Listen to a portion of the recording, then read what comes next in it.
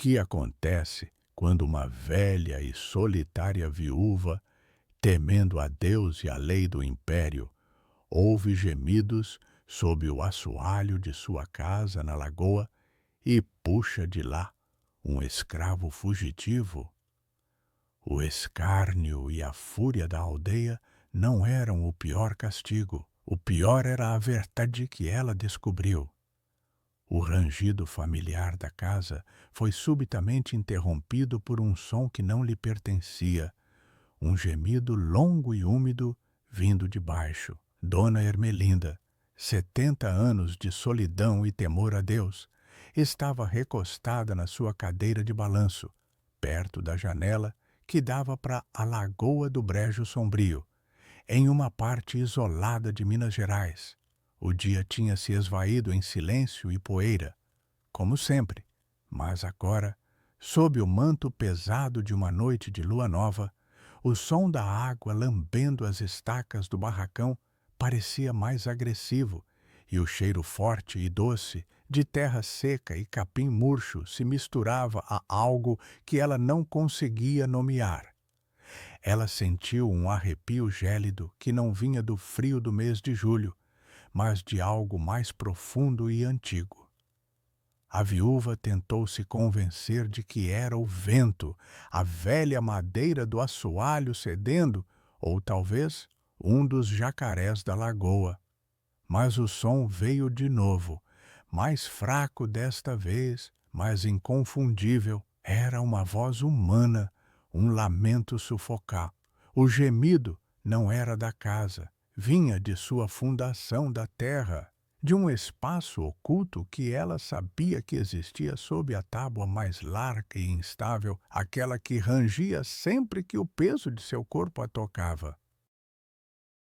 Por 20 anos, desde que o marido morrera, ela pisava ali com cautela, ouvindo o oco da tábua de assoalho, um som que agora ganhava um significado sinistro. O coração da velha batia contra as costelas como um pardal enjaulado, impulsionado por um medo que era metade misticismo e metade realidade brutal daquele ano de 1845.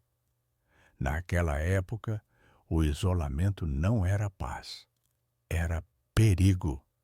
Segurando a lamparina de azeite, cuja pequena chama amarelada mal conseguia furar a escuridão do canto, Dona Ermelinda ajoelhou-se, sentindo o piso áspero e frio debaixo dos joelhos envelhecidos. Seus dedos finos e nodosos tatearam a fenda entre as duas tábuas. "Quem está aí?" A voz dela era um sussurro rouco, quase inaudível, perdido no chafar das águas escuras da lagoa. Não houve resposta, apenas o som pesado da respiração irregular, como um pulmão cheio de areia. Ela empurrou o tapete velho, pesadamente tecido com fibras de buriti, para o lado. Sua mão deslizou sobre a madeira polida pelo tempo. Ali estava a tábua solta, uma entrada para o mundo subterrâneo. O segredo que a casa guardava era uma tarefa hercúlea para ela. A tábua, embora solta, era pesada e inchada pela umidade da lagoa. Ela se levantou, cambaleante, e pegou a alavanca de ferro que usava para mover o moinho de mandioca.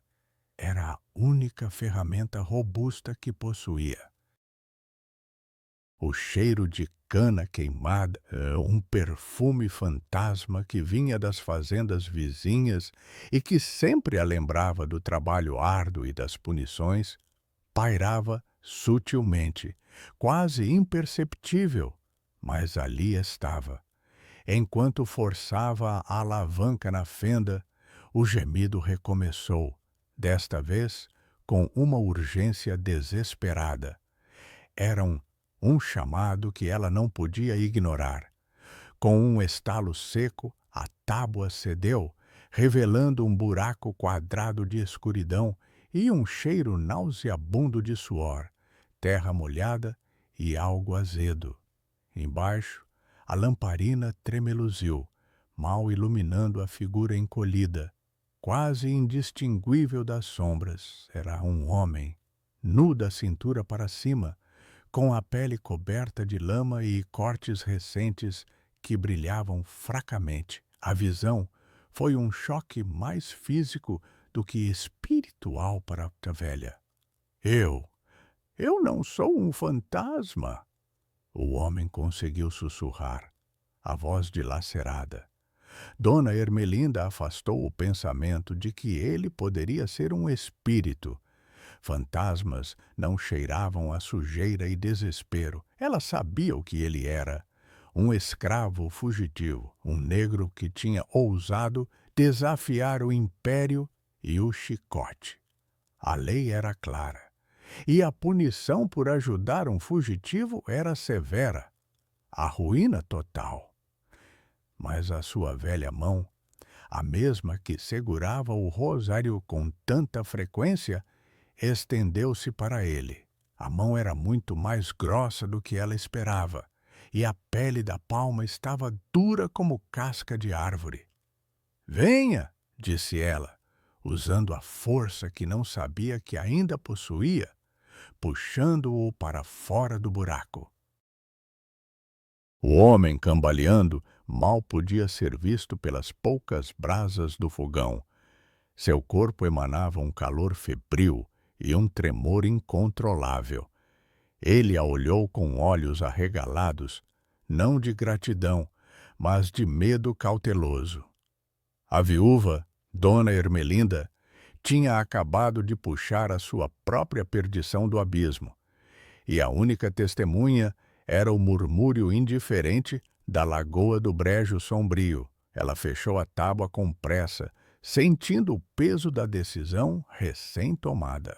Agora, a cada passo que desse sobre aquele assoalho, o oco da tábua de assoalho lembraria a ela que o segredo estava entre a madeira e a terra, e que a sua vida, a sua alma, pendia por um fio invisível. A pergunta que a perseguia, mais do que o medo da punição, era: por quanto tempo um segredo tão grande pode respirar sob o telhado de uma casa sozinha? Ela já sabia a resposta. Não por muito tempo. A pergunta que a perseguia, mais do que o medo da punição, era: por quanto tempo um segredo tão grande pode respirar sob o telhado de uma casa sozinha? Ela já sabia a resposta. Não por muito tempo. Produljai, o silêncio da casa, após o esforço da elevação, era mais opressor do que os gemidos. Cícero, esse era o nome que o fugitivo sussurrou, tremendo ao lado do fogão, mal conseguia ficar de pé. Dona Ermelinda o observava de longe, a silhueta longa e magra, projetada na parede pelas sombras da lamparina. O cheiro de cana queimada era agora mais forte, impregnado nas roupas rasgadas do homem, um lembrete vívido da fazenda Carmo e da brutalidade que ele havia deixado para trás há 2 dias, segundo ele. Ela estava em um dilema que rasgava sua alma supersticiosa. Se o salvasse, estaria condenada à forca ou, pior, ao escárnio de Olaria, o vilarejo mais próximo, que ela visitava a cada 2 semanas. Se o entregasse, condenaria Cícero à morte certa, mas garantiria sua própria segurança e talvez a salvação de sua alma, conforme pregavam os padres. A moralidade da Igreja e a lei do Império Brasileiro, do segundo quartel do século XIX, se chocavam com o pulso silencioso de sua empatia e ela lhe ofereceu um copo d'água, água pura do poço, fria na temperatura da noite, e um pedaço de pão duro. Ele comeu e bebeu como um animal ferido. Vão procurar por mim, disse Cícero, a voz ainda um sussurro rouco, mas com uma dignidade inesperada. Eles sempre procuram. O feitor, ele tem cães farejadores. Ah, mas obedece. O medo de Dona Ermelinda se materializou. Cães. Ela pensou nos matizes do brejo sombrio ao redor, na lama pegajosa que podia esconder trilhas. Seus olhos se moveram nervosamente para a janela, onde a neblina noturna que pairava sobre a lagoa parecia engolir a luz fraca da lamparina, transformando o mundo exterior em um abismo úmido. A luz fraca da lamparina se afogava na neblina, e ela sentiu que o mundo se tornara um abismo úmido. O medo deu lugar a uma urgência pragmática. Ela não podia mantê-lo sob o piso novamente. Ele estava doente, com febre alta. A primeira ação dinâmica era limpar e esconder a evidência física. Ela pegou a água do balde. A água era quase congelante. E com um trapo velho, limpou o assoalho, onde o barro e o sangue seco de Cícero haviam manchado a madeira. Seus dedos roçavam a tábua oculta e o som oco ressoava, um lembrete constante da fragilidade de seu refúgio. Plant 2. Desenvolvimento. O cheiro de cana queimada que a perseguia era um rastro que precisava ser disfarçado. Ela pegou um punhado de folhas de arruda e guiné que guardava para afastar o mal-olhado e as jogou nas brasas moribundas do fogão. O aroma medicinal e forte elevou-se imediatamente, preenchendo o ar estagnado da cabana com um odor de defumação e esperança, que ela rezava que fosse forte o suficiente para enganar qualquer nariz, humano ou canino. Ela o levou para o pequeno quarto de seu falecido marido, nos fundos, que estava vazio há anos. O colchão era de palha e duro, mas estava limpo. "Você vai ficar aqui? Não faça barulho", ordenou ela, e ele apenas acenou com a cabeça, os olhos fechados pela exaustão. O dia seguinte, uma terça-feira, começou com o sol esmagador do Planalto Central, que logo fez a poeira das estradas flutuar no ar quente. Dona Ermelinda precisava ir à olaria para comprar farinha e querosene, uma rotina que ela não podia quebrar. Quebrar a rotina era dar pistas. Ela se vestiu com seu vestido de chita mais sóbrio e amarrou o xale na cabeça. Antes de sair, ela deixou um jarro de água e um pedaço de rapadura ao lado de Cícero.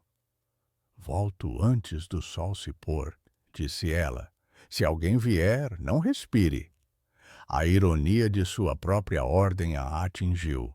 Ela o estava ensinando a viver como um fantasma, escondido sob a terra, onde ela o havia encontrado. O caminho para a olaria era uma estrada de chão batido, com sulcos profundos e empoeirados.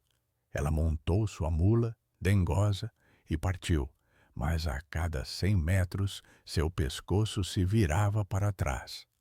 O som dos cascos de dengosa no solo era alto demais. De repente, ela ouviu ao longe, vindo da direção da fazenda Carmo, um som distinto, o latido e repetitivo de cães de caça. Não era um latido de brincadeira, mas um latido de trabalho. Era a primeira ameaça real, e ela sentiu o suor frio escorrer pelas suas têmporas, mesmo sob o calor forte do sol que aquecia a temperatura do ar até a exaustão. Ela chicoteou Dengoz, acelerando o passo, sem saber se estava correndo em direção à segurança ou ao perigo. Na venda de seu Jacinto, o centro nervoso de Olaria, o ar estava carregado com o cheiro de café torrado e cachaça barata. Dona Ermelinda tentou parecer indiferente, mas cada olhar, cada risada parecia dirigido a ela. O povo de Olaria, sempre propenso a fofós e desconfiança, observava a viúva solitária com um interesse incomum. O feitor da fazenda Carmo, um homem grande e de bigodes espessos, chamado Jerônimo, estava sentado à mesa principal, bebendo. Jerônimo, o feitor, estava sentado à mesa principal, bebendo, e seus olhos negros pareciam procurar algo mais do que cachaça. Seu olhar varreu a sala e parou em Dona Ermelinda. Ele não a conhecia bem, mas sabia que ela vivia perto do brejo. "Boa tarde, Dona Ermelinda", disse ele, a voz como cascalho, alta demais. "A senhora não viu um preto fugido por ali? Um moleque forte com cicatrizes nas costas fugiu de Carmo. Ele levou um facão." O coração da viúva estremeceu. Ela balançou a cabeça, sentindo o calor do sangue subindo ao rosto. "Não, senhor, apenas o vento e os mosquitos. Eu sou velha e não saio da minha tapera." O feitor sorriu, um sorriso que não alcançava os olhos. Jerônimo parecia procurar algo mais do que cachaça, e o olhar dele a penetrou como um ferro quente. O encontro não foi aleatório. Ela sentiu que a teia do segredo estava prestes a se romper. Produljai, ao retornar à sua cabana, Dona Ermelinda mal conseguiu descer da mula, as pernas trêmulas pela tensão da viagem. O sol estava se pondo, pintando a lagoa do Brejo Sombrio em tons de vermelho e laranja, mas a beleza da paisagem apenas acentuava a sensação de ameaça. O primeiro sinal de que as coisas haviam piorado foi a perturbação no cheiro. O aroma de arruda e guiné que ela havia espalhado para camuflar o rastro estava misturado a uma nova fragrância. O cheiro de tabaco barato e suor seco, o cheiro de homens. Ela congelou na porta. Alguém esteve ali.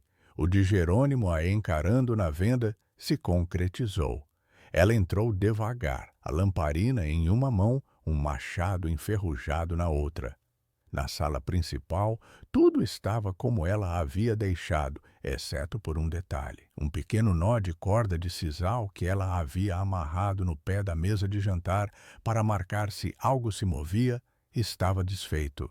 A tábua oculta do assoalho parecia intocada, mas a velha se ajoelhou e apalpou a madeira. Não havia sinais de arrombamento. Plant 2. Desenvolvimento. Cícero estava sentado na beira da cama no quarto, com a rapadura intocada. Ele estava mais pálido, a febre o consumindo. "O feitor esteve aqui", disse Cícero, a voz baixa. "3 homens. Eles farejaram o cheiro de fumaça, mas não sabiam o que era. Eles disseram que estavam procurando um galo que fugiu." Dona Ermelinda bufou. "Galo. Eles estavam procurando outra coisa. Jerônimo me perguntou sobre você em Olaria." A cena se tornou um tenso de limpeza de evidências e paranoia.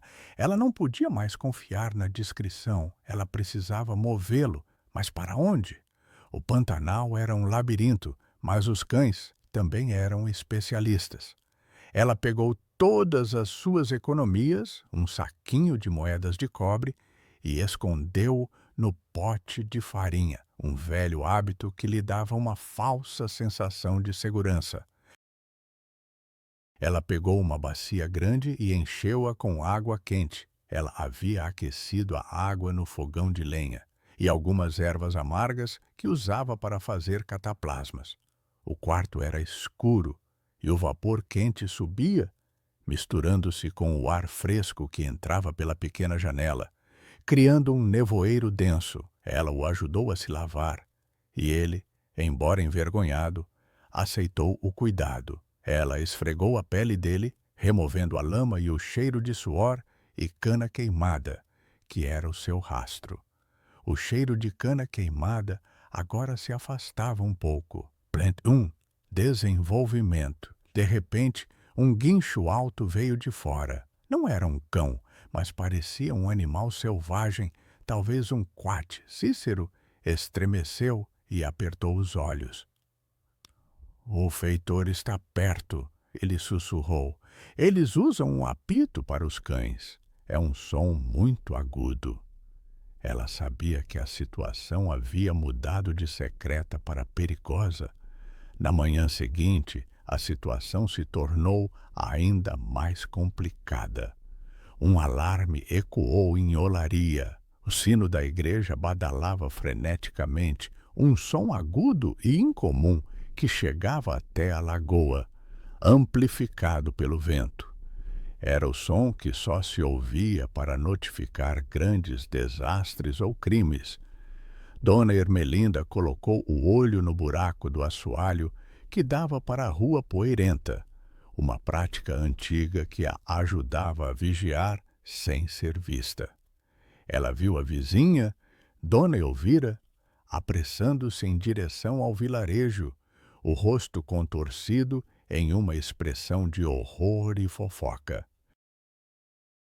Quando Dona Ermelinda finalmente reuniu coragem para ir até a venda de seu Jacinto, o cheiro de café não estava lá. O ar estava cheio de um cheiro metálico de tensão e o aroma penetrante de esterco de cavalo e poeira molhada, pois alguém havia tentado acalmar a terra.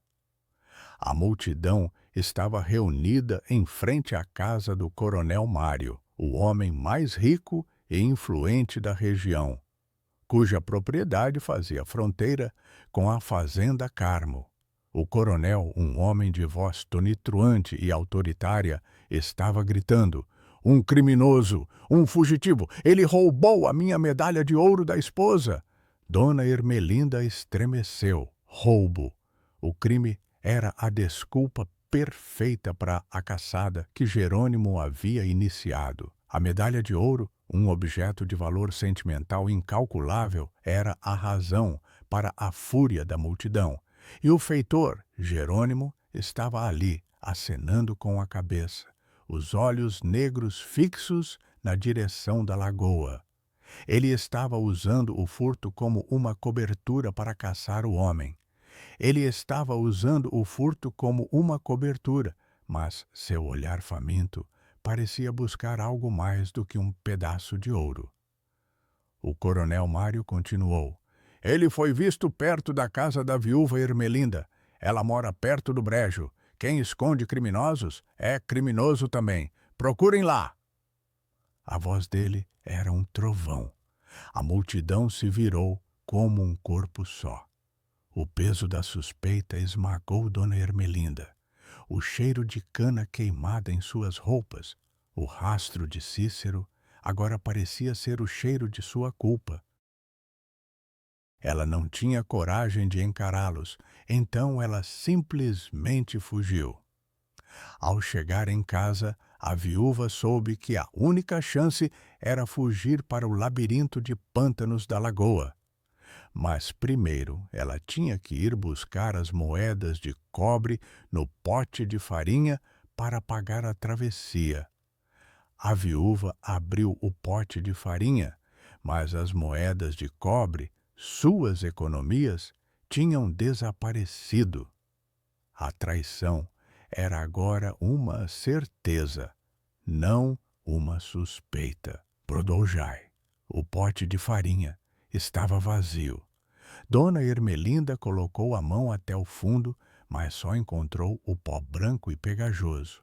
O saco de moedas de cobre, o fruto de anos de jejum e privação, tinha sumido. Ela cambaleou para trás, atingida não pela perda financeira, mas pela traição. Cícero, o homem que ela havia salvado, havia roubado dela. A velha viúva, em sua inocência e solidão, havia acreditado que a gratidão superaria a necessidade.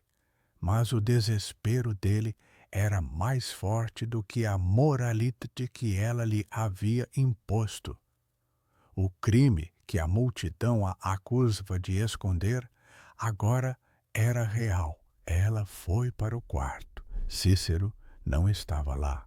A janela estava aberta e o cheiro de lodo e água estagnada da lagoa invadia o cômodo. O pânico a invadiu. Ele havia fugido, levando a única coisa de valor que ela possuía, e a tinha deixado sozinha para enfrentar a fúria da multidão que marchava em sua direção.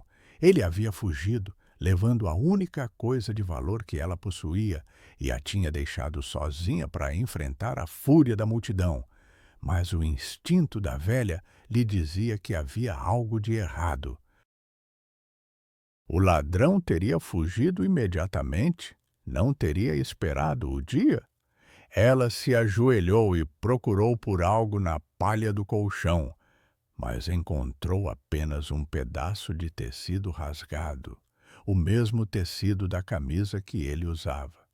E ao lado do tecido, um objeto de metal frio e pesado.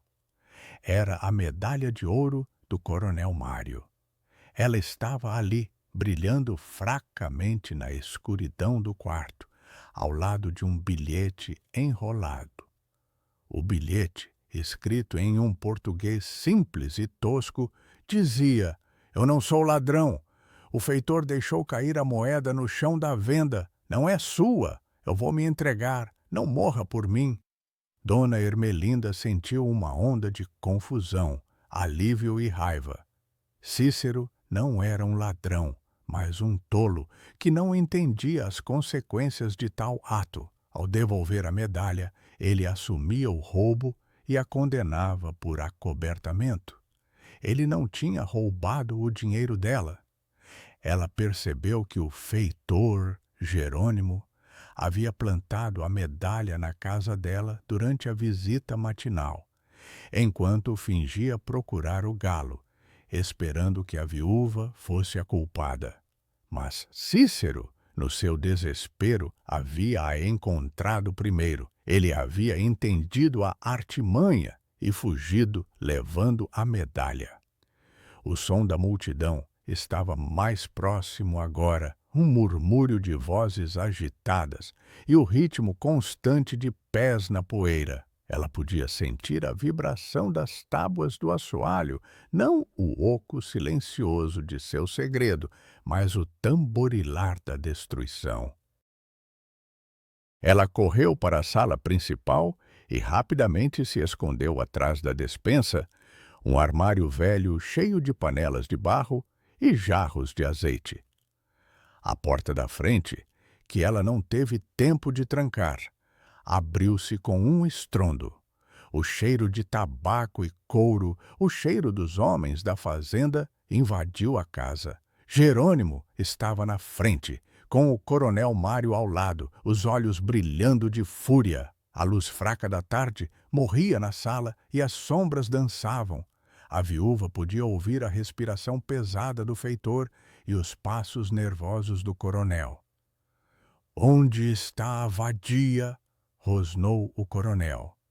Eles começaram a revistar a casa, chutando móveis e panelas. Um pote de barro caiu com um som seco, liberando um cheiro forte de pimenta.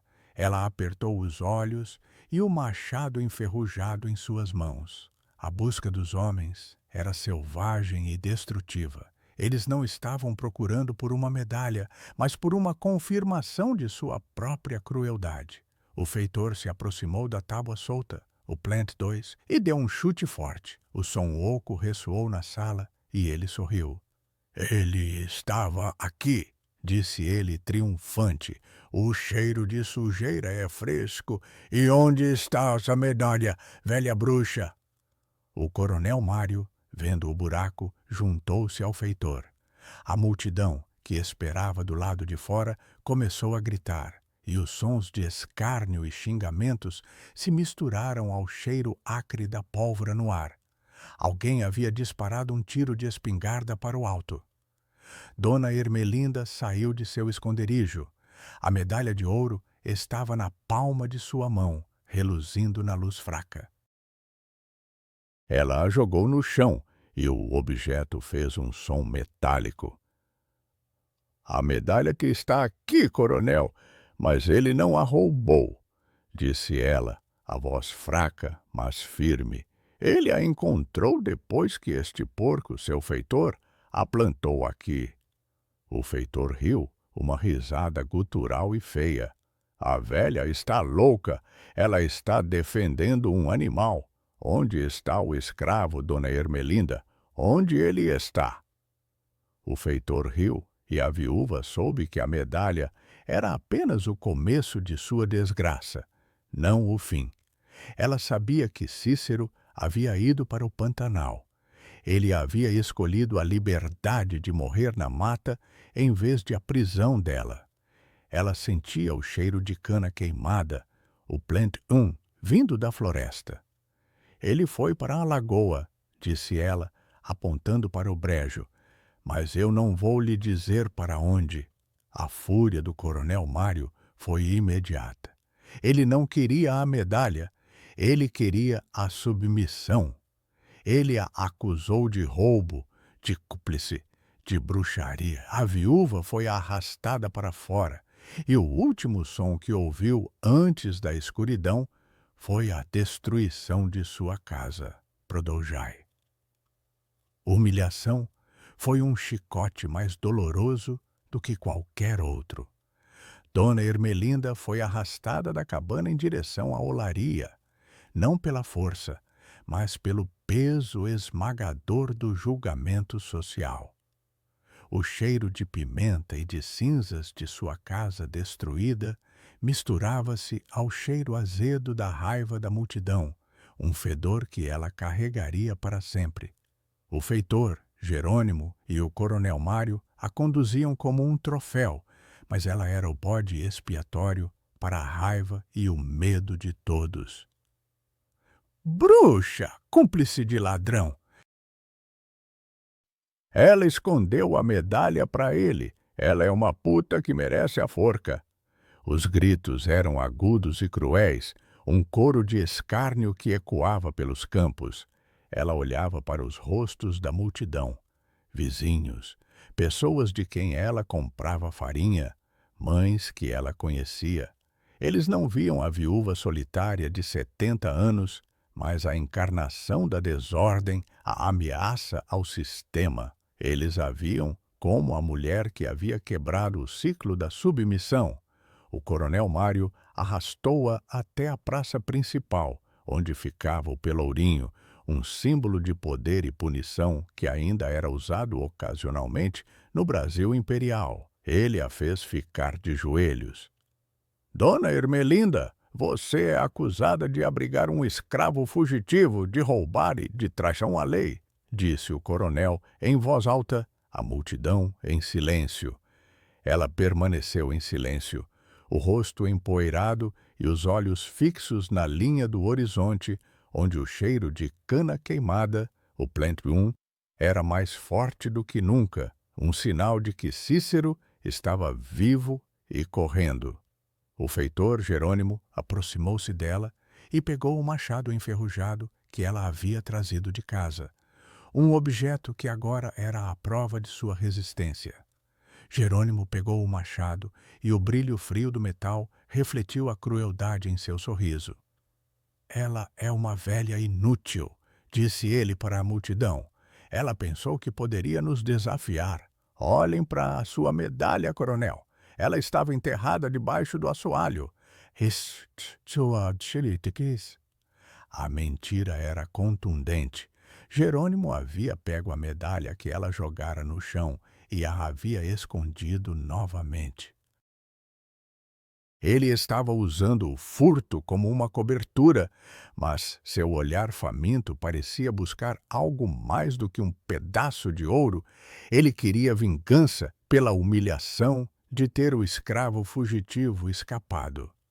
O coronel Mário, satisfeito com a confirmação pública, começou a ler a sentença de banimento. Você será banida de Olaria. Sua casa e terras serão confiscadas e leiloadas. Você deve partir antes do nascer do sol de amanhã, ou será presa e jogada no tronco. A viúva acenou com a cabeça. O banimento era uma morte lenta no isolamento, mas era preferível à prisão. Ela se levantou, cambaleante, e olhou para a multidão, mas seus olhos não encontravam a piedade, apenas o escárnio e a desconfiança. O mais doloroso foi o escárnio de Dona Elvira, sua vizinha, que se aproximou e cuspiu na sua cara. O líquido quente escorreu pelo seu rosto, misturando-se à poeira. A viúva sentiu o calor da humilhação, mas manteve a cabeça erguida. Ela precisava de água, mas não podia ir à venda. Ela foi forçada a ir a caminhar pelas ruas de Olaria sob o sol forte do meio-dia, sentindo a temperatura do ar queimando sua pele e o peso da humilhação. A cada passo, ela podia ouvir os murmúrios de escárnio e as risadas. Ela chegou à sua antiga casa, que estava parcialmente destruída. O coronel havia ordenado que a porta e as janelas fossem quebradas. O cheiro de madeira queimada pairava no ar. Ela foi até o poço, mas o coronel havia ordenado que fosse selado. Ela estava com sede, mas não podia beber. De repente, ela ouviu um som familiar, um som que ela havia esquecido. O som oco da tábua de assoalho. Plantalhar. Desenvolvimento. Ela se ajoelhou e tirou a tábua, e a visão do buraco a lembrou de Cícero. O buraco não era mais um esconderijo, mas uma lembrança de sua dignidade. Ela sorriu amargamente. A taça do seu sofrimento estava cheia. O feitor sorriu. A viúva sentiu que a teia do segredo estava prestes a se romper. Ela foi para a lagoa. Ela se sentou na margem, sentindo o cheiro de lodo e água estagnada. Ela não tinha mais nada a perder. A viúva estava livre, mas sozinha.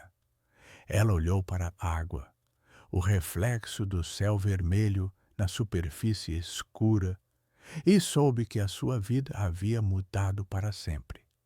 Ela olhou para a água, e o reflexo do céu vermelho na superfície escura parecia a ela um sinal de que a sua vida havia mudado para sempre. Produjai. Ao amanhecer, o sol queimava a linha do horizonte com um vermelho opaco, e o ar estava frio e denso, trazendo consigo a umidade da lagoa do brejo sombrio. Dona Ermelinda estava de pé na margem, com nada além de seu vestido de chita e o peso de sua nova realidade.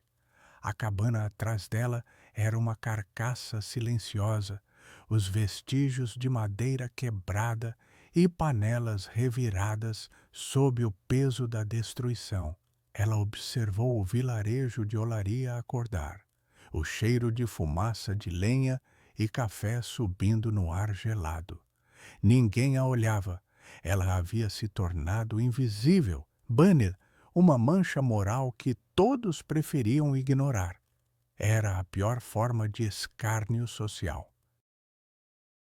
O som do assoalho oco, Plant 2, agora estava em sua memória como uma batida. Não era mais um aviso de perigo, mas o som da liberdade perdida e da verdade negada. Ela havia... Ela havia perdido tudo por um ato de bondade, e a única coisa que lhe restava era a certeza de que Cícero não era um ladrão. A certeza de que Cícero não era um ladrão era a única coisa que lhe restava, mas era uma certeza que ninguém mais queria ouvir. A velha viúva começou a caminhar, seguindo a trilha estreita que serpenteava pela margem da lagoa na direção do Pantanal. Ela sabia que era uma jornada perigosa, cheia de cobras e jacarés, mas o caminho da submissão estava fechado para ela. De repente, ela ouviu um barulho, um som de água agitada e um guincho agudo. Ela se escondeu atrás de um tronco de ipê retorcido, o coração batendo forte. O som veio de um pequeno braço da lagoa, onde a água era mais rasa e coberta de aguapés. Ela viu Cícero. Ele estava ali, esgoto, com o corpo encolhido e febril, mas vivo. Ao lado dele, nadando na água barrenta, estavam Jerônimo e 2 outros homens. O feitor estava gritando, chicoteando a água com um facão, e os cães farejavam o cheiro de cana queimada, o Plant 1, que ainda pairava no ar. A temperatura da água era fria, mas a viúva sentiu um calor súbito no peito. Cícero estava em apuros. O feitor estava distraído, focado na água. Dona Ermelinda teve uma ideia desesperada. Ela pegou um punhado de lama e jogou-a na direção oposta, em um movimento rápido e silencioso. O som fez o feitor se virar, e os cães latiram e correram para o lado. Ela se levantou e gritou: "Aqui ele está, aqui, venha me pegar, seu porco!" A voz dela era rouca, mas o som era alto o suficiente para ser ouvido. O feitor se virou, os olhos cheios de fúria e confusão. Ele a viu, a viúva banida, de pé na margem. "Seu demônio!" gritou ele, e correu em sua direção, os cães em sua esteira. Cícero usou a distração para mergulhar e sumir na escuridão da água. A viúva correu, não para longe, mas em direção a um campo de cana-de-açúcar seco e abandonado, na direção oposta à fazenda, onde o cheiro de cana queimada era mais forte e onde o fogo se espalhava rapidamente. Ela correu na direção do campo de cana-de-açúcar seco e o feitor a seguiu, sem saber que estava entrando em sua própria armadilha. O feitor estava perto, o som de seus passos e o latido dos cães ecoando. Ela tropeçou, mas se levantou. Ela sentiu o calor do sol nas suas costas e o cheiro forte de açúcar caramelizado e fumaça. Ela olhou para o chão e viu uma fogueira esquecida, um monte de palha seca que alguém havia deixado acesa. Ela a chutou e a palha voou, caindo nas hastes secas de cana. Em segundos, o fogo se espalhou, uma parede de chamas laranjas e vermelhas. O feitor parou, gritando, cercado pelo calor do fogo e o cheiro de cana queimada. O Plant 1 agora era a sua vingança. Dona Ermelinda correu para longe do fogo, para a segurança da mata. Ela não tinha mais nada a perder, mas tinha ganhado a certeza de que a sua vida não era em vão. A viúva parou, e a fumaça espessa no ar frio era o seu único companheiro, um sinal de que a sua vida havia mudado para sempre. Produljai. A fumaça espessa no ar frio era o único companheiro da viúva, um manto cinzento que se espalhava sobre o campo de cana-de-açúcar em chamas. O rugido do fogo engoliu os gritos do feitor Jerônimo, um som que, para Dona Ermelinda, era a justiça tardia, um pagamento pela humilhação. Ela correu para a mata, na direção oposta ao vilarejo, a garganta sã pelo esforço e pela inalação da fumaça. Ela ouviu o som de cascos de cavalo e vozes vindo da estrada, indicando que a multidão estava a caminho para investigar o incêndio. Ela havia trocado uma acusação de acobertamento por uma de incêndio criminoso. Ela não se arrependeu. O feitor a havia caçado, e agora ele estava preso em sua própria armadilha. Ela tinha salvado Cícero e se vingado do coronel Mário e da multidão de Olaria. A sua dignidade, esmagada pela cusparada de Dona Elvira, estava restaurada. Ela caminhou por horas, seguindo o curso de um pequeno riacho, sentindo a temperatura da água fria nos seus pés descalços. O cheiro de lodo e terra molhada era tranquilizador, e o som do riacho acalmava seu coração. No final da tarde, ela chegou a um pequeno barracão abandonado. no meio do Pantanal. A estrutura era velha e podre, mas estava longe da civilização. Ela se sentou no chão, esgota. De repente, a porta do barracão se abriu e Cícero estava ali, a silhueta alta e escura contra a luz do sol poente. Você veio, disse ele, a voz rouca. Eu não pensei que você viria. Ela acenou com a cabeça.